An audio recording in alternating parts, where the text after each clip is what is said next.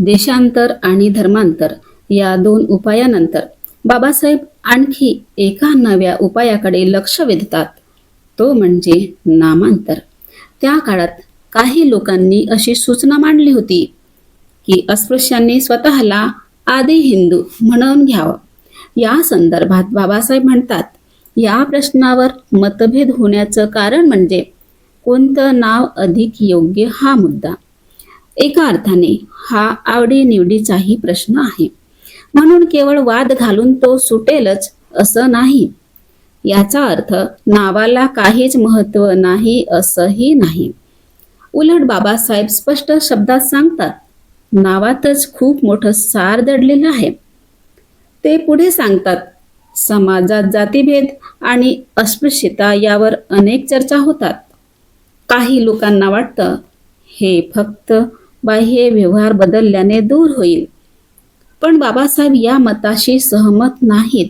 त्यांच्या मते जातीभेद आणि अस्पृश्यता हे केवळ बाह्य स्वरूपाचे प्रश्न नाहीत, ते माणसांच्या मनात खोलवर रुजलेले आहेत. म्हणून ही भावना नष्ट करायची असेल तर फक्त वरवरचे बदल करून उपयोग होणार नाही.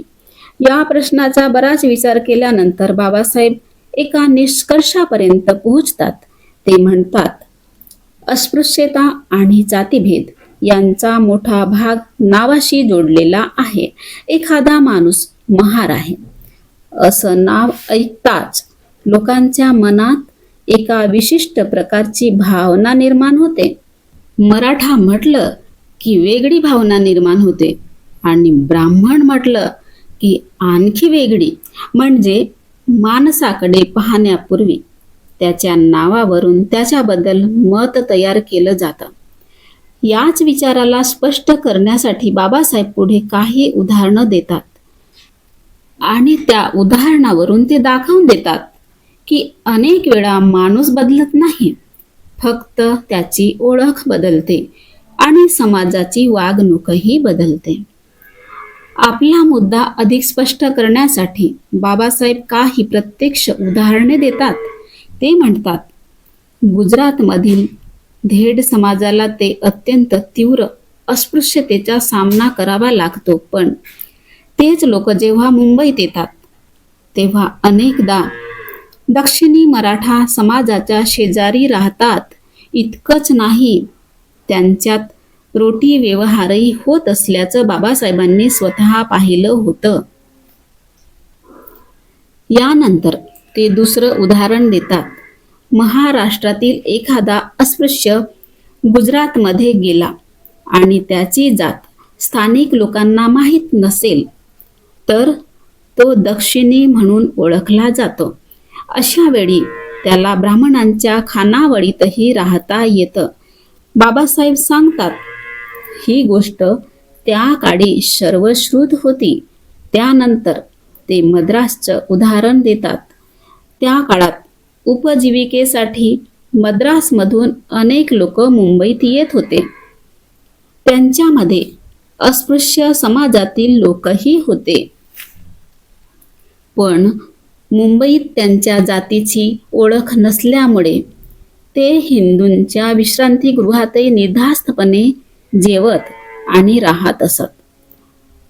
कोणी त्यांना अस्पृश्य म्हणून ओळखत नव्हतं. मग बाबासाहेब एक महत्त्वाचा निष्कर्ष मांडतात.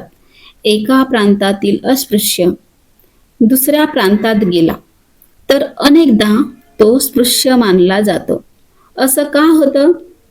कारण प्रत्येक भागात अस्पृश्यतेच्या खुणा सारख्या नसतात. एका प्रदेशात जी जात ओळखली जाते ती दुसऱ्या प्रदेशात ओळखली जाईल असं नसतं.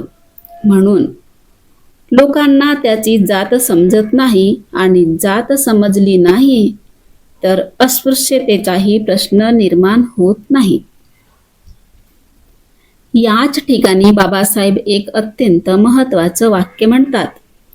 माणूस म्हणून माणूस अस्पृश्य नसतो, जात म्हणून जातही अस्पृश्य नसते. अमुक एक नाव धारण करणारे लोक अस्पृश्य मानले जातात. ते पुढे स्पष्ट करतात.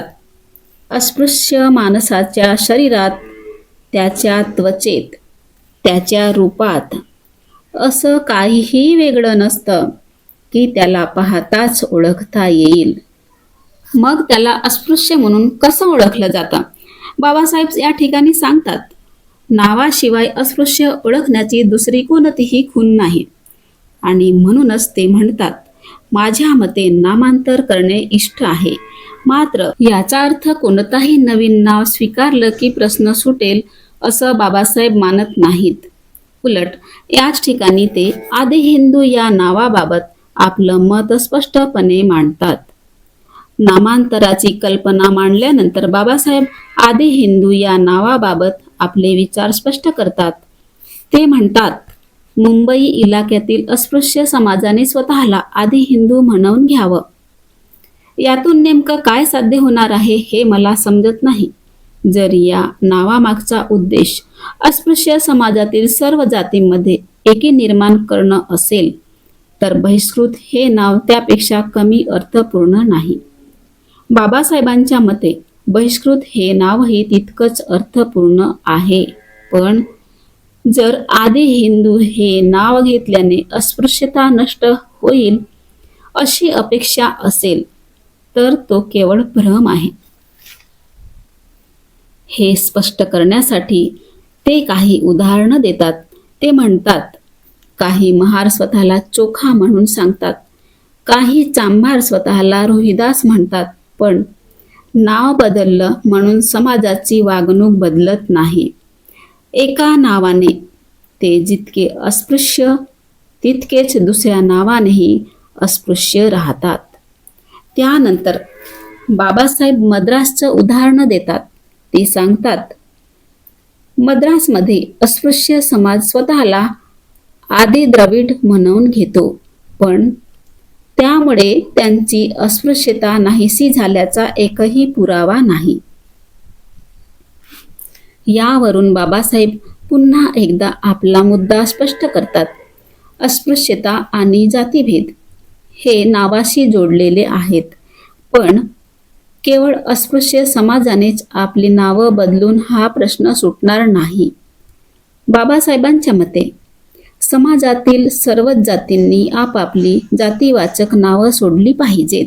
ते म्हणतात, कोणी स्वतःला ब्राह्मण, मराठा, महार, चांभार, मांग असं म्हणून घेऊ नये.